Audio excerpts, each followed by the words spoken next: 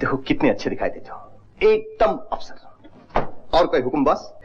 तुमने जो कुछ मेरे लिए किया है मैं जान देकर भी उसका बदला नहीं चुका सकूंगा। मैं पूछती हूँ, इतनी बड़ी बड़ी नौकरियां देने से पहले आप लोगों से कोई ये नहीं पूछता कि इंसानों के बारे में क्या जानते हो तुम?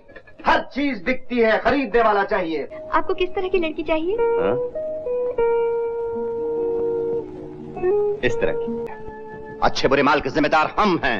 मेरी भी तो कुछ जिम्मेदारी। आपकी कोई जिम्मेदारी नहीं, जो पूछेगा हमसे पूछेगा। मैं यहाँ इंजीनियर। आप हमारे इंजीनियर हैं, हमने आपको रखा है। जो माल देते जाए वो लगाते जाइए। इस तरह मुझसे काम नहीं होगा। नहीं होगा तो घर जाइए। इंजीनियर्स की कोई कमी नहीं। तुम नाशुक्र एहसान फरामोश हो। ऐसे नीच घर में मैं अपने भाई की शादी नहीं करूंगा। जब कानून का फंदा तुम्हारे गले में पड़ेगा, तुम्हारी सांस रुकने लगेगी, तब तुम्हारा मुंह खुलेगा। मैं चाहती थी तुम एहसान फरामोश और नाशुक्र न कहला। ये दोस्ती उस दिन कहां चली गई थी जब उसने मेरे एहसानों का बदला कमीनेपन से दिया था? जेके साहब, आप ना अच्छे इंसान हैं और ना अच्छे दोस्त। मिस्टर मुनीश, मैं आपसे आखिरी बार पूछता हूँ, आपको कुछ कहना है? मुझे कुछ नहीं कहना। मुझे कहना है।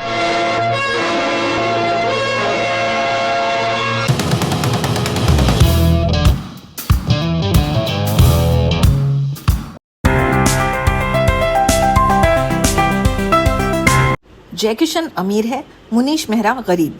जय किशन मुनीश को नौकरी देता है और भाई की तरह मानता है। दोनों की दोस्ती बहुत गहरी और सच्ची है, लेकिन उन दोनों के बीच जल्द ही आ जाती है दरार। जय नहीं जानता कि मुनीश और मीना एक दूसरे को पहले से ही चाहते हैं।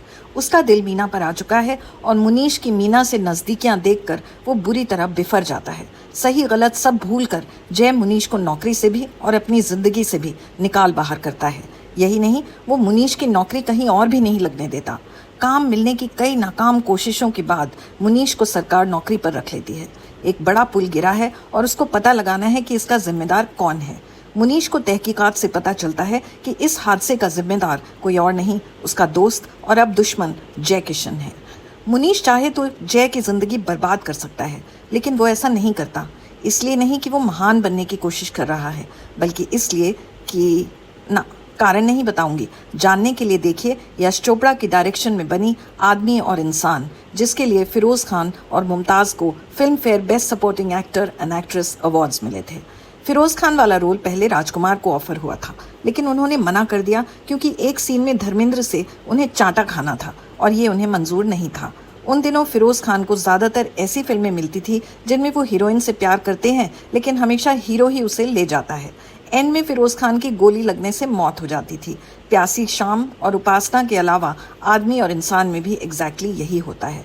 अख्तर उल इमान के डायलॉग और यश चोपड़ा की expert direction, 2 handsome heroes and 2 beautiful heroines, plus some sweet comedy by Johnny Walker and an evil act by Ajit.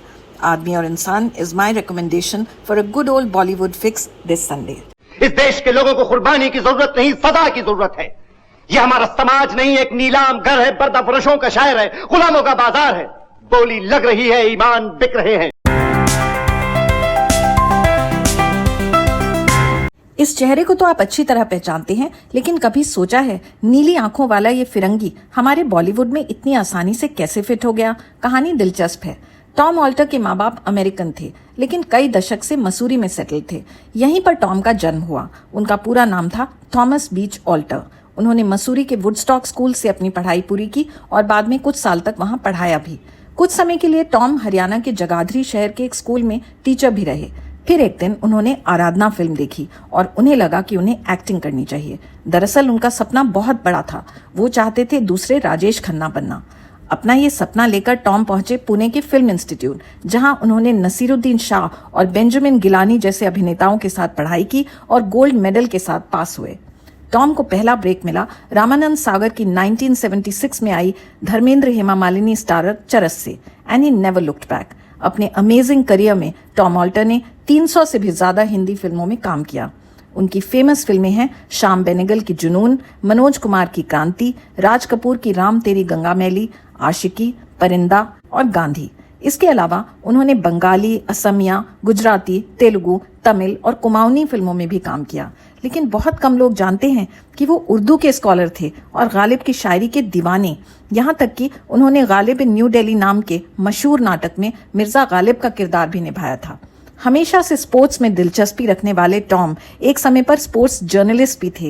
And here is a fun fact, Tom Alter India के पहले जर्नलिस्ट थे जिन्होंने 13-14 साल के सचिन तेंदुलकर का interview लिया था, सचिन के इंडिया डेब्यू से भी पहले।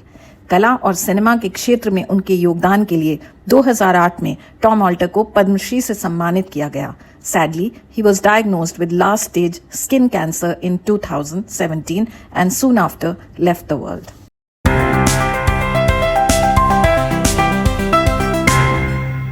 पिछले संडे की क्विज का जवाब बताने से पहले एक बहुत बहुत जरूरी बात जो मैं आपसे कहना चाहती हूँ, और वो है thank you. Thank you multiplied by 10,000। Yes, I cross 10,000 subscribers last week और मेरे लिए ये बहुत ही बड़ा, बहुत ही प्रेशियस माइलस्टोन है। It's all thanks to your love and support my dear viewers. अगर आपने मेरे चैनल को सब्सक्राइब किया है तो a very special thank you, और नहीं किया है तो प्लीज़ अब कर लीजिए। कमिंग बैक टू पिछले हफ्ते की फिल्मी क्विज। पिछले संडे मैंने आपसे पूछा था कि सीन देखकर फिल्म का नाम बताइए। चलिए सीन फिर से देखते हैं। ये क्या हो, ऊपर बैठो ना।